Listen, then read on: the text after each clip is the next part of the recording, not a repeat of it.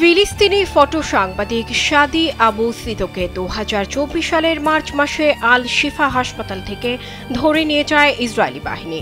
তাকে মানসিকভাবে ভেঙে দিতে বন্দি অবস্থায় বলা হয়েছিল তার পুরো পরিবারকে মেরে ফেলা হয়েছে।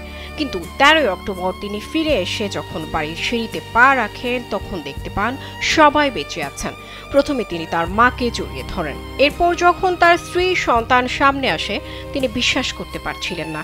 পাগলের মতো বাচ্চাদের চুমু খেতে লাগেন এবং সিজদায় লুটিয়ে পড়েন। এদিকে গাজা উপত্যকায় যুদ্ধবিরতি চুক্তির আওতায় অনেক ফিলিস্তিনিকে মুক্তি দিয়েছে ইসরায়েল। সোমবার দুটি ব্যাচে তাদের মুক্তি দেওয়া হয়। প্রথম ব্যাচটি ফিলিস্তিনের পশ্চিম তীর অঞ্চলের রাজধানী রামাল্লার পশ্চিমাংশের ওফের কারাগারের। এই ব্যাচে কারাবন্দীদের সংখ্যা ছিল প্রায় 2000।